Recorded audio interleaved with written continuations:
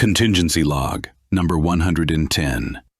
Codename, Chill of Our Hearts. In a multiverse of humans with meta-abilities, I've seen the many different ways how one may see their newfound powers. Some may see it as a chance to do what they could not before, often going down a life of crime, believing that there is no one who can oppose them. Others may choose to use their powers for good, likely coming into conflict with those who chose the other option. However, there are also those who, after obtaining their powers, simply refuse to use them, even going so far as to fear others discovering that they have them in the first place. It is those who follow this path that may also be some of the most dangerous, though this is outside of their control. Their refusal to use their powers, attempting everything they can to prevent their abilities from manifesting, believing that by just burying it away and pretending they don't exist, they could somehow be able to return to a normal life. But it's never that simple. And for Elsa, it almost resulted in her losing everything. Born with her powers, Elsa did not fear them. Not outright, at least. And even in her young age, she seemed to have a strong control over her abilities. But all of that would change one day, all due to a simple accident. When playing with her sister, she'd accidentally struck Anna with her powers, putting her into a deep sleep. Due to her parents' quick actions, they were able to help her, but that would be the last smart decision they would make. As due to the accident, they decided it wise to keep Elsa away from the public, closing within their castle walls and forbidding her from using their powers. And if that wasn't enough, they decided it best that she repress all her emotions as well. I may not be the gold standard for childcare, but I at least take pride in allowing my kids to grow and learn from their mistakes. And maybe, just maybe, Elsa's parents would have eventually learned that their methods weren't working. Too bad they didn't have the chance. This would leave Elsa to seclude herself further, even away from her own sister, the only family she had left. And yet for all those years of doing everything she could to keep her powers in check, to keep anyone from knowing about them, it would all come to an end due to a single emotional outburst. In a single moment, everything had fallen apart. The image she had put up, the walls both she and others had built around her, it all came crumbling down, but with an unforeseen side effect of finally freeing Elsa from her self-imposed prison. The burden gone, the need to hide it away made irrelevant.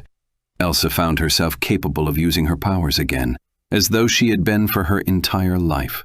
All she had to do, and forgive my phrasing, was let it go.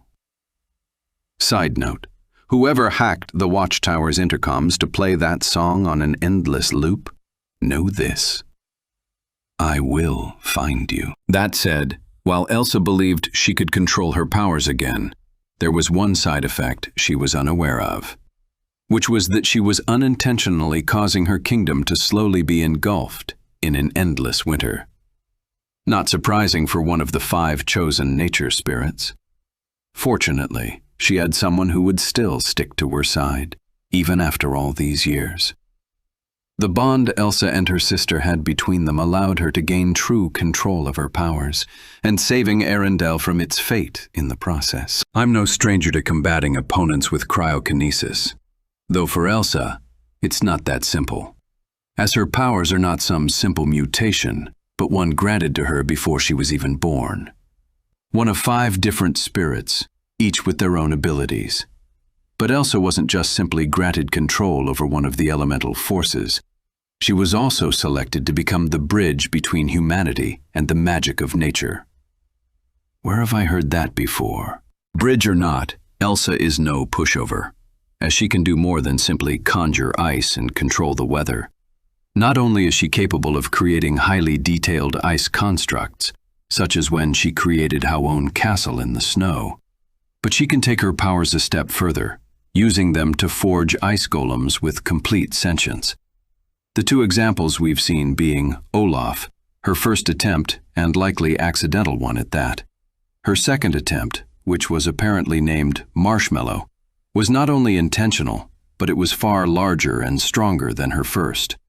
And as of right now, I am unsure of how many of these she can make, or if Marshmallow is as large as she is capable of making. Combating Elsa is difficult, not just because of her abilities, but because her emotional state can affect them as well.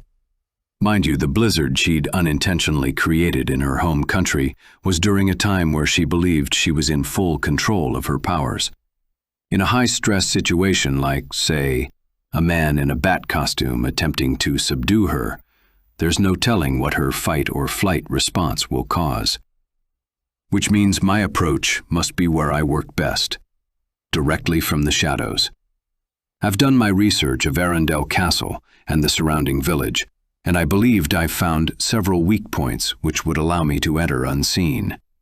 And powerful she may be, those abilities have not translated to physical might. I could subdue her in many ways.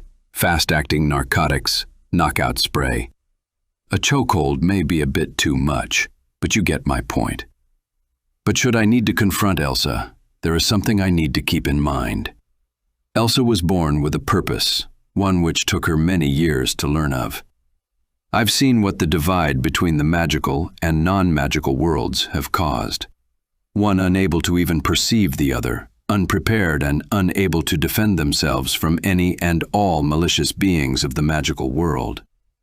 Elsa, being the bridge, could likely aid in protecting those who were previously blind to it, maybe even forming new alliances in the process. I, of course, would rather avoid having to restrain Elsa.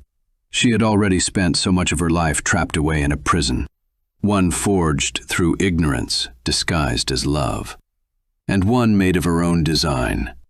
If I can find a peaceful solution towards Elsa, should she become a threat, then I will use it every time. But for now, I will simply watch as she grows and learns more about her role in this world. Hopefully in time, she will adapt to it and become stronger for it in the end. And maybe by then, I will have gotten that song out of my head.